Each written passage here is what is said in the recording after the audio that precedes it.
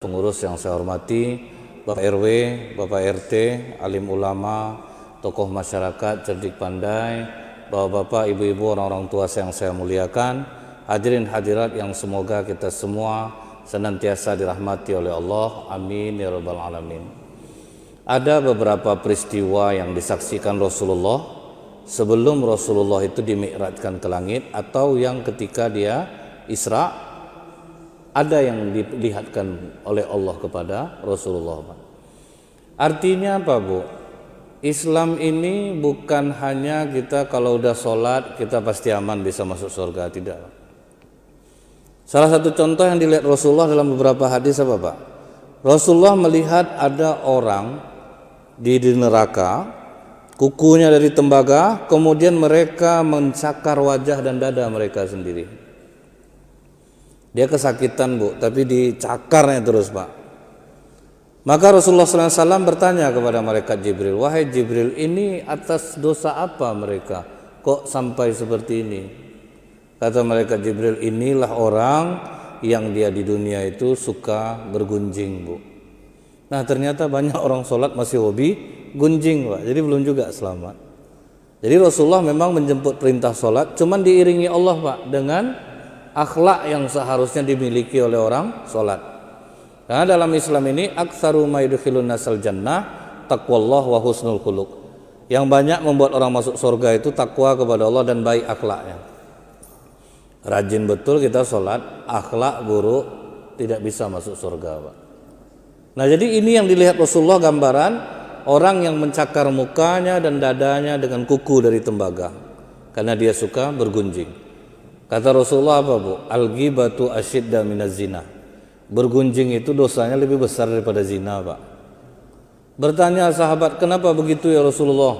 Kalau orang berzina, dia bisa minta ampun langsung kepada Allah. Tapi kalau orang bergunjing, dia mesti minta maaf dulu kepada orang dia gunjing, baru tobatnya diterima oleh Allah. Jadi dulu, Bu, ya, ada namanya Bu Hajah Rosna. Dia ini buka usaha kos-kosan, Pak. Cuman setiap kali anak-anak yang mau kos di tempat dia harus dibawa ayah dan ibunya. Ada beberapa aturan yang tidak boleh dilanggar. Jadi ketika dibawa orang tua nih, apa kata Ibu Rosna ini? Tolong, Pak, uang kos jangan sampai terlambat dari tanggal 1. Kalau sempat tanggal 1 jam 12 malam belum dibayar dengan alasan yang tidak jelas, maka anak bapak barang-barangnya akan saya keluarkan dari kamar. Kan ngeri itu, Pak. Jadi orang kos di sana semua udah dikasih tahu, Pak. Sampailah tersebar gosip, digibah orang nilai Ibu Rosna nih, Bu. Parah memang. Nggak bisa terlambat sikit aja orang dikeluarkannya barang. Jadi gunjingan sama orang, Pak. Banyak orang menceritakan keburukan dia. Tapi ada satu orang anak kos itu, Bu, yang tidak mau ikut nimbrung ketika orang menggunjing Bu Rosna nih, Pak. Kalau kita nih, Bu, duduk, kalau tidak menceritakan buruk orang, tidak enak duduk terasa, Pak, walaupun di masjid. Kadang pakai kata-kata ini, Pak, ini kita bukan menjelekkan orang nih ya. Padahal dia mau menjelekkan orang, Pak. Jadi, Bu, udah banyak orang menjelek-jelekkan Bu Rosna ini, ada satu orang anak yang tidak pernah mau ikut nimbrung untuk menjelek-jelekkan dia. Jadi menjadi ketetapan Allah, Pak. Anak nih pas hari Minggu, dia jalan 5 kilo dari tempat kosnya itu, nampak tulisan, Pak, Rumah Yatim Hajah Rosna. Ini kok sama macam nama ibu kos saya. Ditanyanya ke orang kedai depan tuh, Pak, ini Bu Hajah Rosna yang mana yang punya kosnya, yang punya rumah yatim ini? Ibu Rosna yang punya kos-kosan itu, dialah pemilik ini. Tiap tanggal 1 dia datang kemari mengantar beras, mengantar uang untuk anak-anak yatimnya, ada 25 orang. Tersentak anak langsung, untung aku ndak ikut menjelekkan ibu nih. Rupanya kenapa ndak boleh terlambat tuh, Pak? Karena kalau terlambat anak yatimnya ndak makan, Pak. Kita paling suka lah membuat cerita tanpa kita tahu dulu, Pak. Kita belum tahu apa benar orang ini seperti ini. Contoh masalah kasus corona nih, dibilang bapak tuh udah meninggal pak, padahal enggak ada meninggal pak. Jadi makin menjadi jadi sekarang pak, orang suka menceritakan sesuatu yang tidak tahu. Tumus bapak itu dipoto, disebarkan, kata bapak enggak malu keluarganya pak, takut orang di perumahan tuh sekarang ini ya. Nah jadi ini akibat apa bu? Cerita, pindah cerita, bukan dicari dulu betul atau tidaknya. Dulu ada juga di kantor bu, bapak ini gajinya 2.500.000 sebulan pak, tapi pakaiannya bagus, gaya bagus, sampai curiga kawan-kawan kantor semua, korupsi dia nih, dari mana lah dia dapat duit begini, gaji segitunya. Sementara dia makan di restoran depan kantor kita nih tiap hari ya. Anggaplah 50.000 satu porsi sama minum, kali 6 hari kerja udah berapa tuh, kali sebulan. Makan orang dihitung ya bu. Nah, itulah orang pegunjing nih pak, yang tak urusan dia dikemasi dia. Karena apa pak? Orang yang suka bergunjing berarti dia anggap orang kotor dia bersih. Itu orang sombong tuh pak. Jadi dia anggap orang lain kotor dia bersih. Dia aja yang hebat didik anak. Tengoklah dia yang didik anak itu tidak pandai makan anak macam itu. Seolah-olah dia yang paling pandai. Suami dia itu tidak tanggung jawab, macam suami dia yang tanggung jawab. Dia sibuk mencari keburukan orang. Ini menyebar pak di masyarakat Islam. Dia ngaku sholat, tetapi masih hobi dia seperti ini. Begunjing nih paling hobi. Saya salut tuh bu ya. Di Arab Saudi itu pak, setiap kali ada yang menceritakan orang yang lain langsung ingatkan. Itu hebatnya pak. Kalau kita kan, dia kayak mana ceritanya? Duduk pakai kopi lah enggak nih, nak ceritanya nih. Akhirnya pakai kopi pak. Duduk tuh begunjing. Cobalah bu ya, pas pengawal pribadi Raja Salman meninggal, siapapun yang diwawancara, bagaimana pengawal Raja Salman itu? Alhamdulillah, orangnya berakhlak mulia. Semoga Allah mengampuni dosa-dosa. Tidak ada satupun yang menjelekkan pak. Kalau kita ini janganlah sampai ke orang ya. Dia sebetulnya kan gini, berkelahi sama kawannya, masalah duit tuh. Kalau kita seperti itu duduknya, mereka enggak. Orang ini baik aja, pokok orang ini baik aja. Kalau duduk dengan orang menceritakan kebaikan orang ini, pak, pasti aman kita. Karena hukumnya bagaimana bu? Siapapun yang menyampaikan berita tentang keburukan orang lain kepada kalian, kata para ulama, di belakang kalian dia akan mudah juga menceritakan keburukan kalian. Itu udah ilmu pasti pak. Siapapun pak, misal di antara bapak nih suka betul menyampaikan pak, bapak tuh ngomong gini, katanya pokoknya jelek lah pak ya. Di belakang bapak dia juga akan melakukan hal yang sama. Semudah itu juga dia menceritakan bapak. Jadi di kantor orang curiga semuanya pak, nengok gaya dia bagus itu, sampai apa bu ya, pakai apalah bapak nih datang kerja, dia jalan kaki terus ya, sampai ke situ loh pak. Besok kita datang jam 6 yuk, kita intip pakai apa bapak nih datang ke kantor, rela bangun pagi pak, karyawan di kantor itu untuk ngintip pakai apa bapak nih datang. Alangkah kagetnya mereka bu, ternyata bapak ini datang pakai mobil mewah, pakai sopir lagi pak. Positif korupsi nih, ndak. Sedangkan pimpinan aja pakai mobil biasa, dia pakai mobil mewah. Ada juga satu orang bu yang tahu dengan kajian seperti ini. Dia sendiri yang tidak pernah ikut cerita pak, sampai dia marah kawan-kawannya di kantor. Macam alim aja kau mau, muak lah kami nengok kau nih. Dia tidak pernah mau pak. Pas bapak itu sholat zuhur diikutnya pak. Pak Aeng mau sholat zuhur ya? Oh iya, ayo ikut saya. Pak Aeng tuh masuk ke dalam. Ditengoknya merek sepatu bapak tuh pak, rupanya merek sepatunya John Lobb pak. Di brosurnya pak, berapa harga sepatu John Lobb? Rupa 12.800.000 bu. Dasar lupa sepatu bapak nih. Tapi dia tidak mau cerita ke yang lain. Nah pas dia jalan-jalan pak, nampak dia mobil mewah bapak tuh lewat bu, diikutnya dari belakang pakai Hondanya. Singgah ke tempat pembibitan ikan lele pak. Diintipnya dari jauh. Habis itu bapak tuh sama istrinya naik mobil jalan lagi. Mampir anak ini Pak ke kolam ikan itu. Pak Aeng tuh tadi ngapa di sini?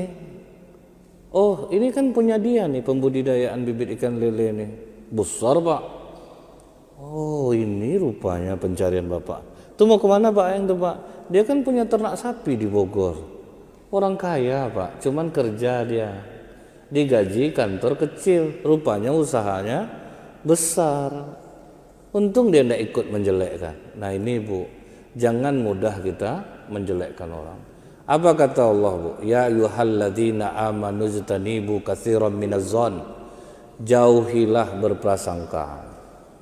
Karena sebagian prasangka itu dosa.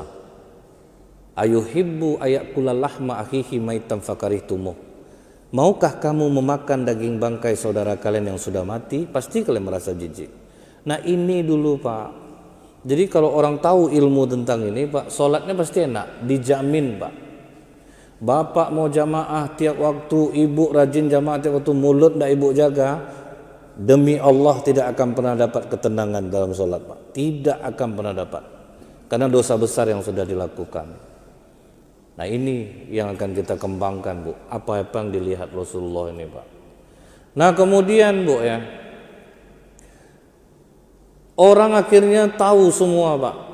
Ternyata Pak Aeng ini memang orang kaya. Selama ini sudah terlanjur berburuk sangka. Akhirnya banyak yang minta maaf kami Pak, kami tidak tahu selama ini. Malu jadinya kan Pak. Berburuk sangka. Kadang kita lihat Pak tampang orang sangar, orang maling nih. Ini begal nih, belum tentu Pak. Ada suami istri boncengan Bu, diikut orang pakai motor besar Pak dari belakang, diklakson sama orang nih Pak. Ten. Istrinya bilang cepat bang, lari bang. Tambah kencang lah suami Pak. Padahal tambah kencang pula orang tuh ngejarnya Pak. Masuk ke tempat keramaian bang, begitu masuk pula orang yang pakai motor besar nih Pak, rambut panjang. Turun suaminya. Ngapa kau ikut kami ya? Dompet istri bapak jatuh Pak. Dari tadi saya ngejar bapak lagi. Bapak ngebut terus. Tuh Pak. Buruk sangka. Ada di perumahan Pak. Asal dia nelfon Pak, terkejut-kejut orang dibuatnya. Halo. Jadi sempat masyarakat melapor ke RW-nya. Tolonglah kasih tahu tuh Pak RW. Kalau ngomong suara besar macam dia aja yang punya HP itu macam pamer pula dia. Datanglah Pak RW ke rumahnya. Pak, kalau ngomong tuh bisa enggak pelan sedikit? Apa? Kata dia Pak.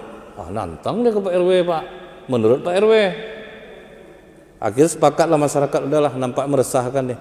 Karena suara sering besar. Jadi sepakatlah masyarakat waktu itu apa Bu? Kita usir aja dia. Pas besoknya tukang sayur lewat, senyum dia kepada bapak yang dibenci orang ibu. Senyum juga bapak tuh sama dia. Datang ibu-ibu dia nanya, kenal bapak sama dia tuh? Kami benci nengok dia tuh, sini mau diusir tuh. Tetangga saya dulu tuh Bu, Pak RW jadi lawannya.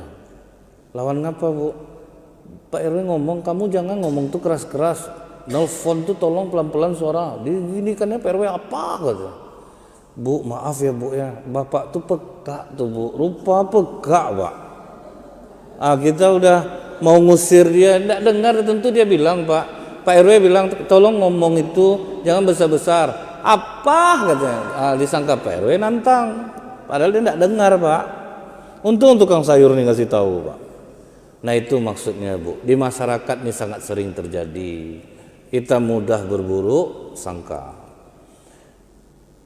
Ini yang dilihat Rasulullah Bu ya. Orang mencakar mukanya, kuku dari tembaga. Itu hukum orang di neraka, orang yang suka bergunjing. Hati-hatilah Pak. Kalau ingin mendapatkan kenikmatan ibadah, jaga-jagalah mulut tuh Bu. Ini kadang Bu ya, ibu-ibu majelis taklim nih, kadang dikasih tahunya kami itu, Ustaz, nanti ceramah setengah jam aja Ustaz. Apa gitu Bu? Kami mau menjenguk suami kawan sakit. Diumumkanlah Pak sama ibu nih. Selesai ibu nih ngumumin, tentu yang jamaah nanya, suami siapa sakit Bu? Suami ibu itu ngapa Bu? Itulah. Akhirnya gosip jadinya Pak. Nggak jadi jenguk orang sakit tuh Pak. Habis ceramah tuh balas sebentar Bu, duduk dulu rupanya Pak. Panjang-panjang mulutnya Bu. Dia keahlian perempuan nih Bu dalam menggunjing tuh. Suara nggak dengar Pak, tapi bisa paham dia sama dia Pak. Pakai isyarat aja. Tapi paham dia Pak. Macam mana caranya tuh Bu? Saya bingung juga tuh. Dia Bu begunjing nih, bukan ibu-ibu aja. Kami ini pun sama aja Bu.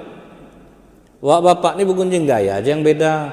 Kalau wak bapak agak elegan sedikit Pak, kan? Kadang ini virus corona nih dilepaskan senjata biologi ini nampaknya. Kan inilah gaya tuh Pak ya. Banyak ahli virus sekarang Bu. Pokoknya semenjak kejadian ini, tahu Bapak enggak Pak? Ada yang pantas kita syukuri dari kejadian ini Pak. Yang pertama orang jadi bersih jadinya Pak. Tiap sebentar nyuci tangan. Kan Bu ya, sampai lupa nyuci kaki kadang dia. Kaki hitam Pak, tangan bersih. Kemudian apa lagi Pak? Diskotik kosong, karaoke kosong, tempat judi kosong Pak. Jadi ada hikmah di balik ini Bu. Jadi tidak semuanya ini duka Pak. Cuman kalau Allah menurunkan azab, semua kena. Mau yang baik, mau yang jahat, rata kenanya Pak. Ini bagus antisipasi kita nih Pak. Pokoknya waspada itu penting Pak. Menganggap remeh jangan. Karena ini bukan sembarangan nih. Kemudian apalagi yang dilihat Rasulullah?